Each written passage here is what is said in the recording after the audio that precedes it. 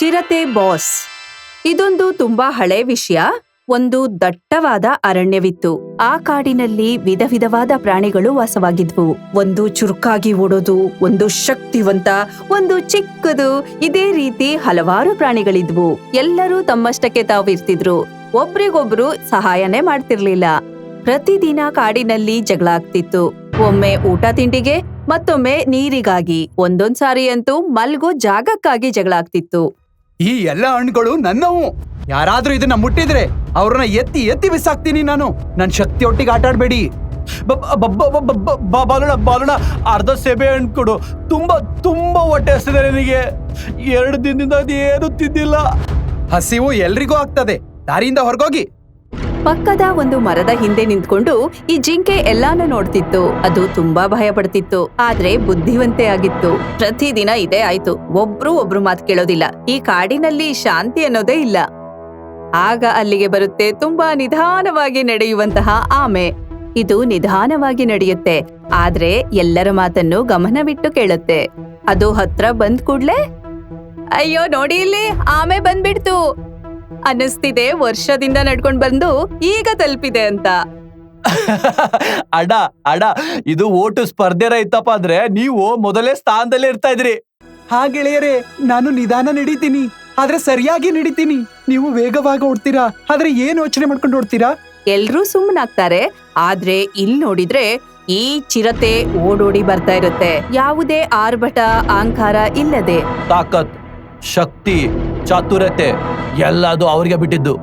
ನಾವೇನಾದ್ರೂ ಜೊತೆಗಿದ್ರಪ್ಪ ಅಂದ್ರೆ ಯಾರು ಹಟ್ಟು ವಯಸ್ಸಿಂದ ಸಾಯಲ್ಲ, ಯಾರು ಹೆದರಲ್ಲ, ಯಾರು ಒಬ್ನೇ ಆಗಿರಲ್ಲ. ಇದು ಸಾಧ್ಯನಾ? ಇಂತಹ ಕಾಡು ಇರುತ್ತಾ?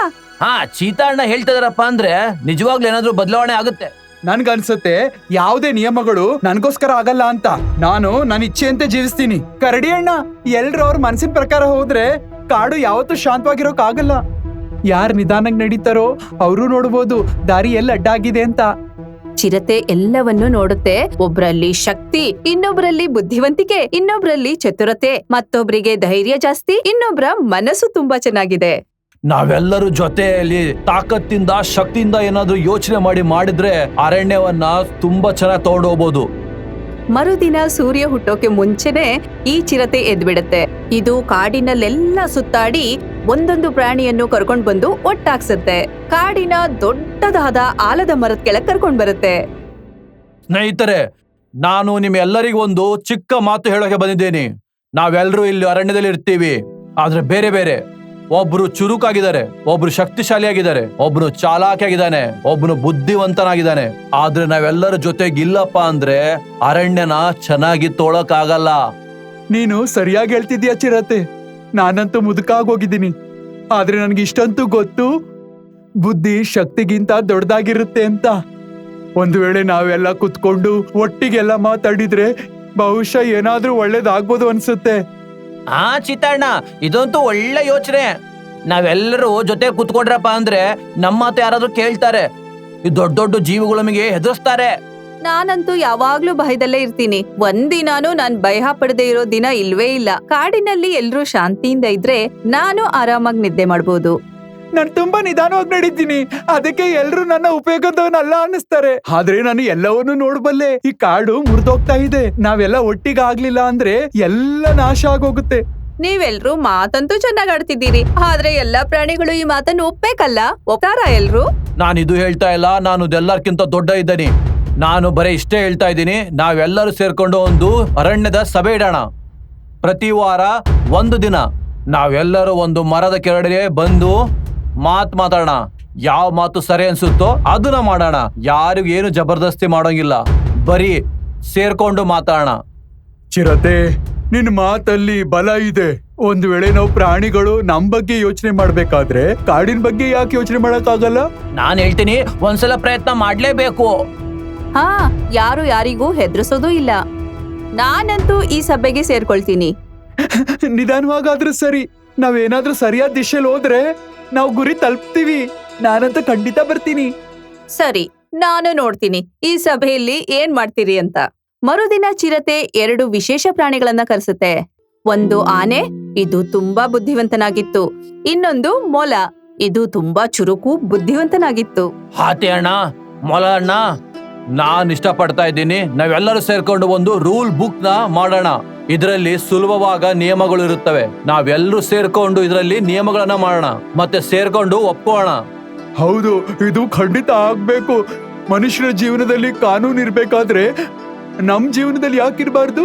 ಒಂದ್ ವೇಳೆ ಎಲ್ರಿಗೂ ಗೊತ್ತಿದ್ರೆ ಏನ್ ಸರಿಯಾದ ವಿಷಯ ಯಾವ್ದು ತಪ್ಪು ಅಂತ ನಮ್ಗಳಲ್ಲಿ ಜಗಳ ಆಗಲ್ಲ. ಇದಂತೂ ಒಳ್ಳೆ ಮಾತು. ನಾನಂತೂ ಮೊದ್ಲಾಗಿ ಹೆದರ್ತಾನೆ ಇದ್ದೆ, ಯಾರ ನನ್ ಮೇಲೆ ಕೂಗ್ಬಾರ್ದು ಅಂತ, ಓಡಿಸ್ಬಾರ್ದು ಅಂತ. ಸಹಿ ನಿಯಮಗಳು ಆದ್ರಪ್ಪ ಅಂದ್ರೆ ನಮ್ಮಂತ ಚಿಕ್ಕ ಜೀವಗಳು ಆರಾಮಾಗಿ ಜೀವನ ಮಾಡ್ಬೋದು. ಈ ಮೂರೂ ಪ್ರಾಣಿಗಳು ಸೇರ್ಕೊಂಡು ಯೋಚಿಸ್ತಾ ಇದ್ರು ಏನು ನಿಯಮ ಮಾಡೋದು ಅಂತ.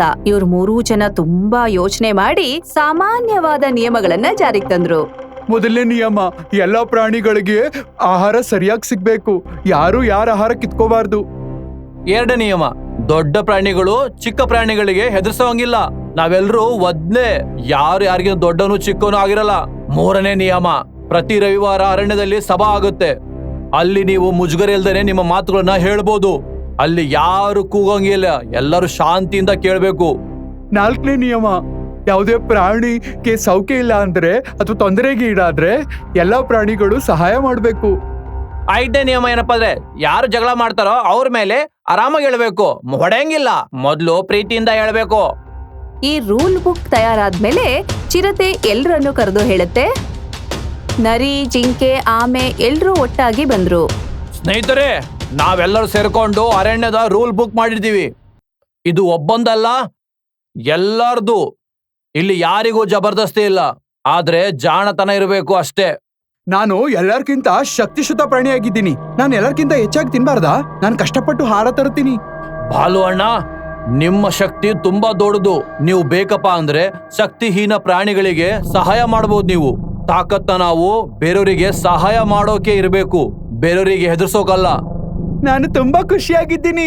ನಾನು ತುಂಬಾ ಸ್ಲೋ ಅಂತ ಗೊತ್ತು. ಈಗ ನನಗೂ ಅನ್ಸುತ್ತೆ ನಾನು ಈ ಕಾಡಿನ ಭಾಗವಾಗಿದ್ದೀನಿ ಅಂತ. ಮೊದ್ಲು ಯಾರು ನನ್ ಮಾತು ಕೇಳ್ತಾ ಇರ್ಲಿಲ್ಲ, ಈಗ ಕೇಳೋ ನಿಯಮ ಆಗಿದೆ. ಬಹುಶಃ ಇವತ್ ರಾತ್ರಿ ನಾನು ನೆಮ್ಮದಿಯಿಂದ ನಿದ್ದೆ ಮಾಡ್ಬೋದು. ಈಗ ಭಯ ಕಮ್ಮಿ ಆಯ್ತು. ನಾನು ನೋಡ್ತೀನಿ ಈ ನಿಯಮ ಎಷ್ಟ್ ದಿನ ನಡೆಯುತ್ತೆ ಅಂತ. ಆದ್ರೆ ವಿಚಾರವಂತೂ ಒಳ್ಳೇದೆ. ಇವತ್ತಿಂದ ಈ ಅರಣ್ಯ ಬರೀ ಗಿಡ ಮರಗಳಿಂದ ಅಲ್ಲ, ನಮ್ಮೆಲ್ಲರದು ಮನೆಯಿಂದ ಆಗುತ್ತೆ. ಮತ್ತು ಮನೆಯ ತುಂಬಾನೇ ಅವಶ್ಯ ವಸ್ತು ಇದೆ, ಪ್ರೀತಿ ಮತ್ತು ಬುದ್ಧಿ. ಈಗ ಕಾಡಿನಲ್ಲಿ ನಿಧಾನವಾಗಿ ಬದಲಾವಣೆ ಕಾಣ್ತಿತ್ತು. ಎಲ್ಲಾ ಪ್ರಾಣಿಗಳು ಹೊಂದ್ಕೊಂಡು ಇದ್ರು, ನಿಯಮಗಳನ್ನು ಪಾಲಿಸುತ್ತಾ ಒಬ್ರಿಗೊಬ್ರು ಸಹಾಯನೂ ಮಾಡ್ತಿದ್ರು. ಆದ್ರೆ ಎಲ್ಲಿ ಒಳ್ಳೆತನ ಇರುತ್ತೋ ಅಲ್ಲಿ ಸ್ವಲ್ಪ ಕೆಟ್ಟವರು ಇದ್ದೇ ಇರ್ತಾರೆ. ಒಳ್ಳೇದನ್ನ ನೋಡಿ ಸಹಿಸ್ಕೊಳಕ್ ಆಗದೆ ಇರೋರು. ಆಮೆ ಅಣ್ಣ, ನೀವ್ ನೋಡಿದ್ರಲ್ಲ, ಎಲ್ ನೋಡಿದ್ರು ಚಿರತೆದೆ ಮಾತು. ಎಲ್ರೂ ಅವ್ರ ಮಾತು ಕೇಳ್ತಾರೆ, ಅವ್ರು ಹೇಳ್ದಾಗೆ ಮಾಡ್ತಾರೆ. ನೀನು ರೂಲ್ ಬುಕ್ ಮಾಡೋದ್ರಲ್ಲಿ ಸಹಾಯ ಮಾಡಿದ್ದೆ ಅಲ್ವಾ? ಆದ್ರೆ ನೀನ್ ಹೆಸರು ಬರ್ದಿಲ್ಲ ಅದ್ರಲ್ಲಿ. ಹಾ, ಈ ವಿಷಯ ನನಗೂ ಚುಚ್ಚುತ್ತಾ ಇದೆ. ನಾನು ಕೂಡ ಸಹಾಯ ಮಾಡಿದ್ದೆ. ನನಗೂ ಗೊತ್ತಲ್ವಾ ಎಲ್ರು ನನ್ ಮಾತ್ ಕೇಳಲಿ ಅಂತ. ಆದ್ರೆ ಇಲ್ಲಿ ಎಲ್ಲ ಚಿರತೆ ಮಾತೇ ಕೇಳ್ತಾರೆ. ನಾವ್ಯಾಕೆ ಹೇಗ್ ಮಾಡ್ಬಾರ್ದು? ಎಲ್ಲರ ಎದುರಿಗೆ ಆ ಚಿರತೆ ಬಣ್ಣ ಬಯಲಾಗ್ಬೇಕು. ನಾವ್ ಹೇಳೋಣ ಅವರಿಗೆ ರಾಜನಾಗೋ ಆಸೆ ಅಂತ. ಎಲ್ರೂ ತಮ್ಮ ಕೈ ಕೆಳಗಿರ್ಬೇಕು ಅಂತ ಆಸೆ ಅವರಿಗೆ. ಈ ರೀತಿ ವಿಷಯನ ಈ ನರಿ ಕಾಡಿನಲ್ಲೆಲ್ಲ ಹಬ್ಸುತ್ತೆ. ಎಲ್ರಿಗೂ ಕಿವಿಯಲ್ಲಿ ಹೋಗಿ ಹೇಳುತ್ತೆ, ಈ ಚಿರತೆ ಕಾಡಿನ ರಾಜನಾಗೋಕ್ ಹೀಗೆಲ್ಲ ಮಾಡ್ತಿದೆ ಅಂತ. ಮತ್ತೆ ಭವಿಷ್ಯದಲ್ಲಿ ಕಾಡಿನಲ್ಲಿ ರಾಜ್ಯಭಾರ ಮಾಡುತ್ತದು. ನಿಜನಾ? ಚಿರತೆ ರಾಜನಾಗ್ಬಿಟ್ರೆ ಈ ಬಾಲೂನ್ ಹಾಗೆ ಮಾಡುತ್ತಾ ಅದು? ನನ್ಗಂತೂ ತುಂಬಾನೇ ಭಯ ಆಗಿದೆ. ಇಲ್ಲ, ಹಿಂಗೆಲ್ಲ ಆಗೋಗಿಲ್ಲ.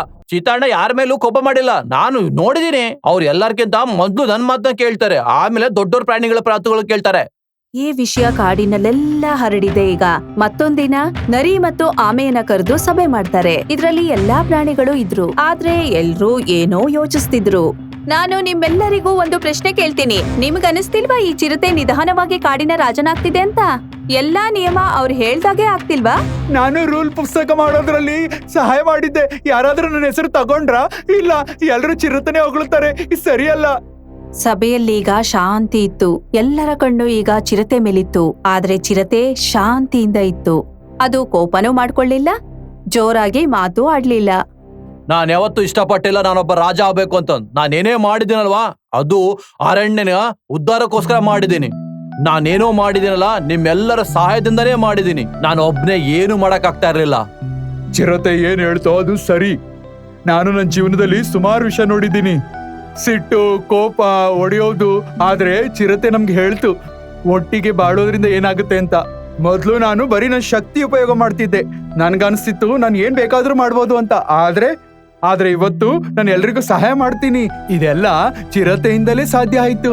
ನಾನು ಮುಂಚೆ ಚಿಕ್ಕವನು ಮತ್ತು ಹೆದರ್ತಾ ಇದ್ದೆ, ಆದ್ರೆ ಅಣ್ಣ ನನಗೆ ಕಲ್ಸಿದ ಚಿಕ್ಕವನಿರೋನು ದುರ್ಬಲ ಅಲ್ಲ ಅಂತ. ನನ್ಗೀಗ ಭಯನೇ ಇಲ್ಲ, ನೆಮ್ಮದಿಯಿಂದ ಮಲಗ್ತೀನಿ. ಈಗ ಕಾಡೇ ನನ್ ಮನೆ ಅನ್ನಿಸ್ತಿದೆ. ಈ ಮನೆನ ಚಿರತೆ ಮಾಡಿರೋದು ನಮ್ಮೆಲ್ಲರ ಜೊತೆ ಸೇರ್ಕೊಂಡು. ಸಭೆಯಲ್ಲಿ ಈಗ ಸತ್ಯ ಎಲ್ರಿಗೂ ಕಾಣಿಸ್ತಿತ್ತು. ಈ ನರಿ ಮತ್ತು ಆಮೆಗೂ ಅರ್ಥ ಆಗಿತ್ತು ನಾವು ತಪ್ಪು ಮಾಡಿದ್ದೇವೆಂದು. ನನ್ನನ್ ಕ್ಷಮಿಸ್ಬಿಡಿ, ನಾನು ಆತುರದಲ್ಲಿ ಏನೇನೋ ಹೇಳ್ಬಿಟ್ಟೆ. ನಾನು ನಿಮ್ ಜೊತೆ ಸೇರ್ಕೊಂಡು ಕೆಲ್ಸ ಮಾಡ್ತೀನಿ. ನಾನು ತಪ್ಪು ತಿಳ್ಕೊಂಡಿದ್ದೆ, ನನ್ನಿಂದಲೂ ತಪ್ಪಾಯ್ತು. ನನ್ಗನ್ಸಿತ್ತು ನಾನು ಹಿಂದುಳಿದಿದ್ದೀನಿ ಅಂತ. ಆದ್ರೆ ಇವಾಗ ಗೊತ್ತಾಯ್ತು ಕಾಡಲ್ಲಿ ಎಲ್ರು ತಮ್ ಸ್ಥಾನ ಇದೆ ಅಂತ. ನಾನು ಯೋಚನೆ ಮಾಡ್ತೀನಿ, ನೀವು ಯೋಚಿಸಿ. ನಮ್ಮ ಮಾತು ಕೇಳ್ತಾರೆ, ನಮ್ಮನ್ನ ಅರ್ಥ ಮಾಡ್ಕೊತಾರೆ, ಯಾವಾಗ್ಲೂ ಒಳ್ಳೆಯವರಿಲ್ಲ. ಇದೇ ರೀತಿ ತಿಂಗಳುಗಳು ಕಳೀತವೆ. ಈಗ ಕಾಡಿನಲ್ಲಿ ಎಲ್ಲ ಬದಲಾವಣೆ ಆಗಿದೆ. ಮೊದ್ಲಿಲ್ಲಿ ಜಗಳ ಆಗ್ತಿತ್ತು, ಈಗೆಲ್ರೂ ನಗುತ್ತಾ ಇದ್ದಾರೆ. ಈಗ ಪ್ರತಿ ಭಾನುವಾರ ಕಾಡಿನಲ್ಲಿ ಸಭೆ ಆಗತ್ತೆ. ಅಲ್ಲಿಗೆ ಎಲ್ರೂ ಬರ್ತಾರೆ. ಚಿಕ್ಕವರು, ದೊಡ್ಡವರು, ಬುದ್ಧಿವಂತರು, ದಡ್ರು ಎಲ್ರೂ ಈ ರಾಜನ ಮಾತ್ ಕೇಳ್ತಿದ್ರು. ನಾನು ಹೆದರಲ್ಲ, ನಾನ್ ತುಂಬಾ ಓಡ್ತೀನಿ, ಗಿಡದಿಂದ ಹಾರ್ತೀನಿ, ಮತ್ತೆ ಎಲ್ಲರಿಗೂ ಮಸ್ತಾಗಿ ಕತೆಗಳನ್ನ ಹೇಳ್ತೀನಿ. ಮುಂಚೆ ನಾನು ಮೊರೆ ಮಾಡ್ಕೊಂಡಿರ್ತಾ ಇದ್ದೆ, ಆದ್ರೆ ಈಗ ಎಲ್ಲರ ಜೊತೆಗಿರ್ತೀನಿ. ಮೊದ್ಲು ನಾನು ಸಿಟ್ಟಲ್ಲಿ ಇರ್ತಿದ್ದೆ, ಯಾರಾದ್ರೂ ಹತ್ರ ಬಂದ್ರೆ ನಾನು ಅವನ್ನ ಪರಚ್ಬಿಡ್ತಿದ್ದೆ. ಆದ್ರೆ ಇವಾಗ ನಾನು ಮೊದ್ಲು ಹಣ್ಣುಗಳನ್ನ ಹಂಚ್ತೀನಿ, ಊಟ, ನಗು ಎಲ್ಲವನ್ನು. ಈಗ ನಂಗೆ ಖುಷಿ ಸಿಗುತ್ತೆ. ಯಾರಾದ್ರೂ ಹೇಳ್ತಾರಲ್ಲ, ಕರಡಿ ಅಣ್ಣ ನನಗೆ ಸಹಾಯ ಮಾಡ್ತೀರಾ ಅಂತ. ನಾನು ನಿಧಾನವಾಗಿ ನಡೀತೀನಿ, ಆದ್ರೆ ಯಾರು ನನ್ನನ್ನು ರೇಗ್ಸಲ್ಲ. ಎಲ್ರು ಪ್ರೀತಿಯಿಂದ ಕರೀತಾರೆ ನನ್ನ ಆಮೆ ಮರಿ ಅಂತ. ಈಗ ಮಕ್ಕಳುಗಳಿಗೆ ಧೈರ್ಯದ ಕತೆಗಳನ್ನ ಹೇಳ್ತೀನಿ ನಾನು. ಈಗ ನನಗೆ ಗೊತ್ತಾಗಿದೆ, ನಿಧಾನವಾಗಿ ಹೋಗ್ಬೇಕು, ಸರಿಯಾಗಿ ಹೋಗ್ಬೇಕು, ಇದೇ ನೀತಿ ಅಂತ. ಇದೇ ಗೆಲುವು. ಮತ್ತೆ ಈ ಮರದ ಕೆಳಗೆ ಕುತ್ಕೊಂಡಿತ್ತು ಚಿರತೆ. ಅದರ ಕಣ್ಣಿನಲ್ಲಿ ಶಾಂತಿ ಮತ್ತು ಮನಸ್ಸಿನಲ್ಲಿ ನಮ್ಮವರು ಅನ್ನೋ ಪ್ರೀತಿ. ಅರಣ್ಯ ಈಗ ನಂದೊಬ್ಬಂದೇ ಅಲ್ಲ, ನಮ್ ಎಲ್ಲರದು ಮನೆ ಇದೆ. ಮತ್ತೆ ಮನೆಯಲ್ಲಿ ಯಾರು ಚಿಕ್ಕವನಿರಲ್ಲ, ದೊಡ್ಡನಿರಲ್ಲ, ಅವ್ರದೇ ಆದ ಜಾಗ ಇರುತ್ತೆ ಅಷ್ಟೇ. ಮತ್ತದೇ ದಿನ ಕಾಡಿಗೊಂದು ಹೆಸರು ಇಡ್ತಾರೆ, ಎಲ್ರೂ ಒಗ್ಗಟ್ಟಿನಿಂದ ಇರೋ ಕಾಡು ಎಂದು. ಇಲ್ಲಿ ದೊಡ್ಡೋರು ಚಿಕ್ಕೋರು ಅನ್ನೋ ಭಾವನೆನೇ ಇರ್ಲಿಲ್ಲ. ಎಲ್ರೂ ಒಟ್ಟಾಗಿ ನಗ್ತಿದ್ರು, ದುಃಖದಲ್ಲೂ ಒಟ್ಟಾಗಿರ್ತಿದ್ರು.